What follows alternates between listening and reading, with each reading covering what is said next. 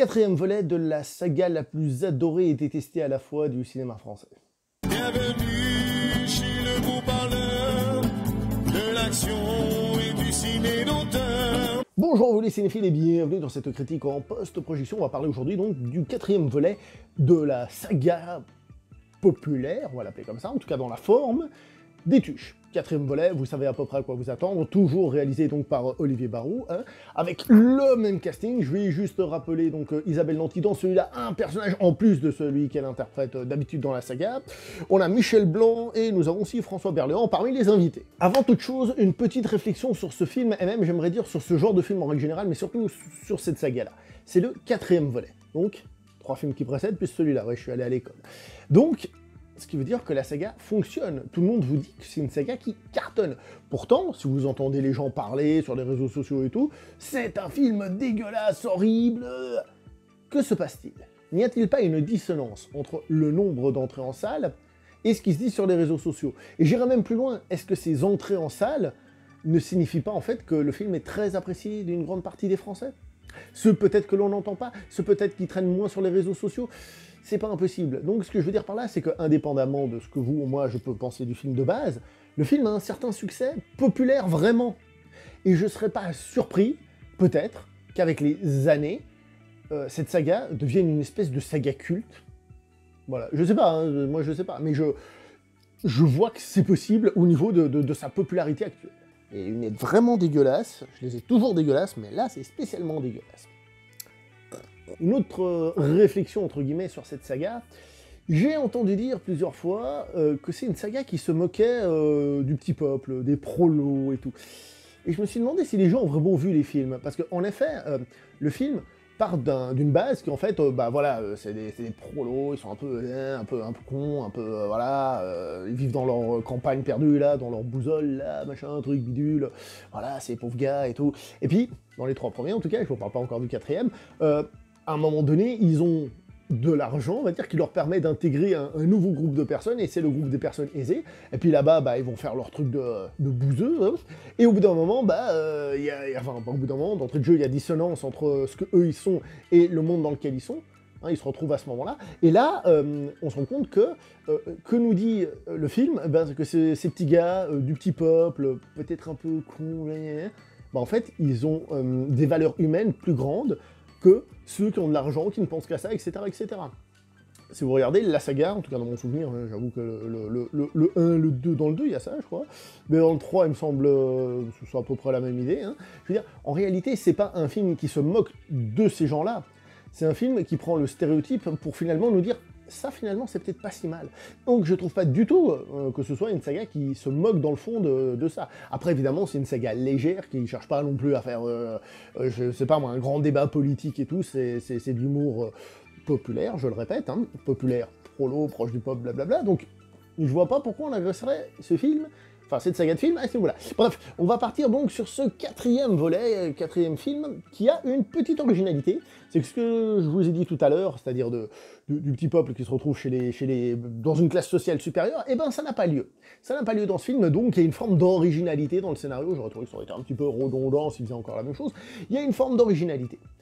On retrouve toujours l'idée globale, donc c'est-à-dire le petit peuple. Là, dans ce cas-là, on va plutôt l'avoir dans l'opposition petit magasin de quartier ou de village face au mastodonte, le mastodonte qui s'appelle Megazone et qui nous fait évidemment penser énormément à un autre magasin qui vend sur internet, c'est clair, c'est évident. Donc voilà quoi, je veux dire, le message il est là, et le film est encore dans cette idée-là, hein. Je veux dire, le film ne perd pas son identité. Le film essaye de mélanger 2 choses, qui arrivent assez rapidement, je veux dire, c'est pas... voilà. Donc il garde son identité tuchesque, d'accord, hein, et par-dessus ça, il va ajouter cette fois-ci une dose de film de Noël à l'américaine. Alors, peut-être que je me trompe, mais des films de Noël comme ça, en France, je crois qu'il n'y en a pas autant. Vous savez, des trucs où on parle de l'esprit de Noël, blablabla, en mettant que des Pères Noël, et évidemment en cachant tout l'aspect religieux qu'il peut y avoir derrière. J'ai pas l'impression que ça se fasse beaucoup en France. Il y avait, comme il s'appelle, Alain Chabat qui avait fait un film qui s'appelait, si je dis pas de bêtises, Santa NC, qui faisait un petit peu ça aussi. Donc on a vraiment cette double influence. Est-ce que ça veut dire que pour le prolo de base, le Noël parfait est américain? Moi, je pense pas, mais bon, non, c'est tout. Bref, pour dire donc qu'on a cette double influence. Le problème du film, c'est que donc c'est toute une famille, donc plusieurs personnages, qu'on a déjà vus dans plusieurs films. Et donc, il faut réutiliser tous ces personnages. Comment est-ce qu'on utilise tous ces personnages? Comme on peut, hélas, comme on peut. Par exemple, le personnage de Coin Coin, Donald, qui déjà dans le 3e film était très peu exploité, dans mon souvenir, il a été mis au coin, et ben là, c'est le cas de le dire, il a été mis au coin, et ben là, dans celui-là, il est présent, mais alors, c'est un personnage lambda qui n'a plus aucune caractéristique. Mais aucune. Il n'a aucune caractéristique comique, ni rien du tout. À l'époque, c'était justement, on va dire, le surdoué dans une famille un peu du bled. Bah là, il n'y a plus rien, il n'y a plus aucune caractéristique, je sais pas trop... Voilà, on sent qu'il est là, mais forcé.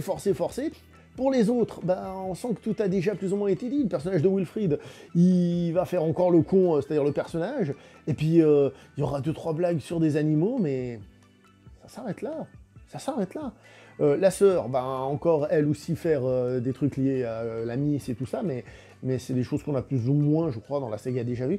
Et en fait, c'est le problème du film, c'est qu'il doit parler de ces personnages pour qu'on ait cette famille, mais en fait, j'ai l'impression qu'il n'a plus grand-chose à dire sur cette famille en tant que telle. C'est-à-dire, à moins qu'il soit dans une situation particulière qui peut créer un scénario, et là je parle peut-être pour des futurs films, qui créent une situation, et le problème c'est que ce qu'on a à dire sur les personnages, ou ce qu'ont les personnages à dire en tant que tels, on l'a déjà vu et entendu, et donc par conséquent, on a un peu l'impression que le film fait pas grand-chose à ce niveau-là. Reste le personnage principal, celui de Jeff Tuch, qui, lui, toujours évidemment avec la femme, je sais pas lui comment elle s'appelle, qui eux... surtout Jeff, c'est le personnage principal du film et tout, mais même là, je trouve que ce qu'il nous fait, on l'a plus ou moins déjà vu. Et en plus, c'est un déjà vu un peu particulier, parce que cette fois-ci, il a envie de travailler d'une certaine manière. Vous me direz s'il a envie de faire ça, donc c'est que c'est différent, mais ouais, j'ai trouvé qu'à l'arrivée, ça manquait de quelque chose. Cependant, le film a des originalités, comme je vous ai dit, il sort un peu du schéma des autres films, des films précédents, et il se base sur une confrontation face à face, qui va arriver sur autre chose. L'humour du film. Est-ce que j'ai trouvé le film drôle? J'ai souri à 2-3 moments. Souri. La salle dans laquelle j'étais, est-ce qu'elle a rigolé? Écoutez, j'ai entendu 1 ou 2 rires, mais vraiment pas grand-chose. Vraiment pas grand-chose. Pas grand-chose. Cependant, et ça c'est pour ceux qui arrêtent la vidéo trop tôt, voilà. Cependant, j'ai regardé le film du début à la fin sans m'ennuyer. Voilà, sans m'ennuyer. Il a son petit truc, son petit univers, son petit message, c'est léger, voilà. Voilà, sans plus, quoi. Alors, au scénario, au générique de fin, on voit que je crois qu'il y a quelque chose comme ça, c'est 5 personnes, un truc comme ça, ou en tout cas dans les dialogues, et tu dis, ah ouais, c'est beaucoup pour pas grand-chose, hein, parce qu'à chaque fois que le film essaye de faire vraiment des pures blagues, souvent, c'est pas terrible. Heureusement qu'il y a ce petit scénario qui nous maintient là-dedans. J'ai oublié de parler vite fait. Je reviens vite fait sur le personnage de la grand-mère qui, elle aussi, elle nous fait ce que... Enfin, elle est encore là en fond, un peu. Elle est là, elle parle, personne la comprend, puis voilà, puis elle a un petit sujet, mais sans plus, voilà, quoi. Donc, je reviens quand même sur le truc. Je ne me suis pas ennuyé, j'ai trouvé le film sympathique à regarder, j'ai trouvé qu'on se faisait pas chier. Il essaye d'être un film de Noël, de donner cet esprit, cette joie de Noël, ce retour un peu à l'humanisme de Noël, et voilà. Il y a même, parfois, on fait un peu du retour en arrière. Je m'explique. Bon, vous me direz, c'est pas une saga qu'on regarde pour son scénario et sa construction à travers la saga, mais dans le 3e, Jeff Tuch devenait président de la France, on est bien d'accord là-dessus. Bon, là, d'entrée de jeu, on fait « hop, allez, finis cette histoire ». Ok, pas de problème, moi ça me dérange pas. Mais par exemple, les gens, par exemple, il y a un contrôle dans l'entreprise. Hein, c'est des employés qui viennent contrôler. Ils disent, on vient voir le patron, c'est lui, c'est monsieur Tuch, bonjour monsieur Tuch. Le mec, il a été président de la France. Vous savez pas qui c'est? Vous ne dites pas monsieur le président. Le seul moment où il est appelé monsieur le président, on va dire dans l'actualité du film, c'est lorsqu'on voit un extrait du journal américain où la personne dit ouais, le président Tuch, machin, truc bidule. Sinon, voilà. Alors, Jeff Tuch va faire 1 ou 2 références à ce qui s'est passé dans les films précédents, et entre autres le 3.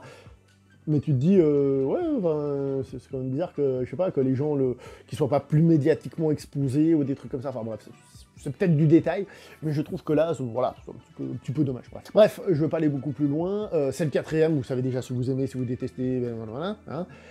Comme je vous ai dit, ce qui m'intéresse aussi, c'est un peu les réflexions, la dissonance entre, on va dire, les réseaux sociaux et le vrai public, on va dire. Hein. Moi, je vais m'arrêter là pour cette vidéo. N'oubliez pas le like, le partage et l'abonnement. On se voit prochainement pour une prochaine vidéo. Si tout va bien, ce sera du Spielberg. Le prochain, en fonction des horaires, parce qu'aujourd'hui, je n'ai pas pu aller le voir. Mais ça tombe bien. Je vous ai déjà parlé de l'original, n'est-ce pas? Ne manquez pas. Hein, allez voir ma vidéo sur l'original de West Side Story. Ici, on parle des vieux films et des récents. Allez, portez-vous bien et ciao tout le monde.